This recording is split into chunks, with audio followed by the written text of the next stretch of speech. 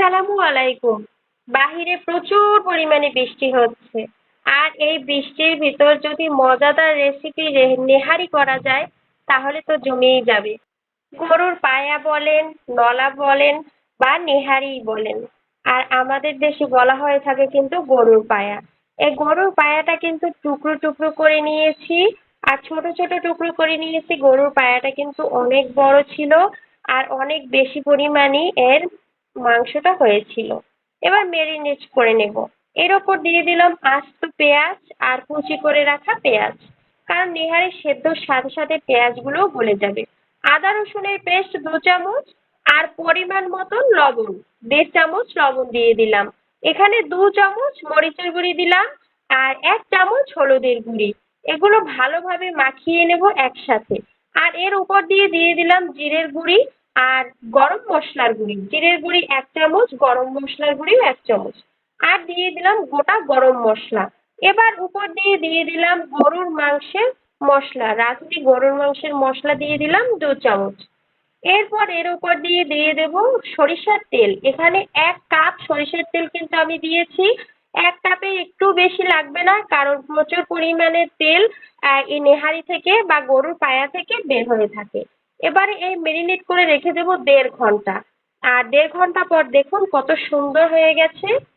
আর এই মেরিনেট করে রাখার কারণে কিন্তু এটা কষানোর কোনো দরকার নেই। এবারে এটাকে প্রেসার কুকারের ভিতর সব ঢেলে দিলাম। প্রেসার কুকারের ভিতর ঢেলে দিয়ে আর এর ভিতর দিয়ে দেব পর্যাপ্ত পরিমাণে ঝোল। যে কড়াইয়ের ভিতর মেখেছিলাম সে কড়াই ধুয়ে কিন্তু ঝোলটা দিয়ে দিলাম। এবার খুন্তির সাথে একটু নাড়িয়ে চাড়িয়ে মাখিয়ে এবার ছেঁকে দেব। আর এই যে দেখুন 12টা সিটি দিয়েছি মাত্র, তাতে কতটা সুন্দর রান্না হয়ে গেছে আর এতটা মজাদার হয়েছে, দুর্দান্ত টেস্টে কিন্তু এই নেহারিটা হয়েছে। বৃষ্টি ঠান্ডা অবস্থায় এগুলো খেতে কিন্তু এমনিতেও অনেক ভালো লাগে। আর তাছাড়াও কিন্তু অনেক মজার হয়েছে, একদম তুলতুলে হয়ে গেছে। যদি চুলোয় রান্না করেন তাহলে কিন্তু এত তাড়াতাড়ি খেতে পারবেন না। প্রেসার কুকারেই কিন্তু খুব সহজেই এটা খাওয়া যায়। একটু বেশি পরিমাণে নেহারি নিয়ে নিলাম, কারণ নেহারিটা আমি খুব খুব বেশি পছন্দ করি। আর 2টো নান রুটি আর 2টো মিষ্টি, আর সাথে মিষ্টির একটু ঝোল নিয়ে নিলাম। পুরো দুপুরটা একদম জমে যাবে। দুপুরবেলা নান রুটি খাচ্ছি এজন্য, কারণ নেহারির সাথে আমি নান রুটি খেতে খুব পছন্দ করি।